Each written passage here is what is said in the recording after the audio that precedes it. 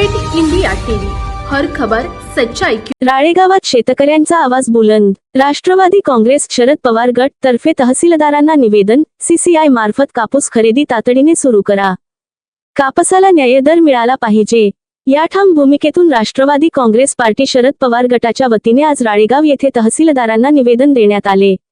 यामध्ये सीसीआय मार्फत कापूस खरेदी तातडीने सुरू करून आर्द्रतेचे नियम शिथिल करावेत आणि प्रति हेक्टर खरेदी मर्यादा पुन्हा 30 क्विंटल पर्यंत ठेवावी, अशी मागणी करण्यात आली। मुख्य मागण्या: 1. सीसीआयची कापूस खरेदी तातडीने सुरू करावी।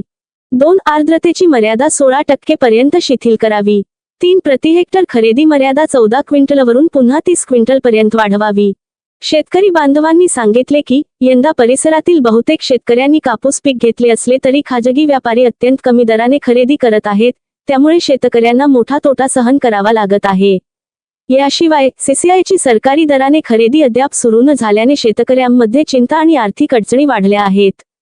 हवामानातील बदलामुळे कापसातील आर्द्रता वाढल्याने 16% आर्द्रतेपर्यंतचा कापूस स्वीकारावा, अशी शेतकऱ्यांची विनंती आहे। तसेच खरेदी मर्यादा कमी करण्याचा निर्णय तातडीने मागे घेऊन पुन्हा 30 क्विंटल मर्यादा लागू करावी, अशी सर्व शेतकऱ्यांची एकमुखी मागणी आहे।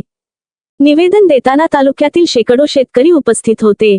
यावेळी दिलीप कन्नाके अध्यक्ष, राष्ट्रवादी काँग्रेस शरदचंद्र पवार गट राळेगाव, गौतम तागडे, सरचिटणीस प्रवीण काकडे, रमेश पेंदाम, सुमित राऊत, हरीश डाखोरे, अमित डाखोरे, महेश जुनघरे, नितीन वाघमारे, शंकर ठाकरे, अनिकेत गवारकर, किशोर उमरतकार, लैकिक अगलावे, भूपेंद्र चांदेकर, अनिल खरपरवार, दिगंबर वडुळकर, आशिष भोयर, जानराव बुडे यांच्यासह अनेक कार्यकर्ते व शेतकरी मोठ्या संख्येने उपस्थित होते।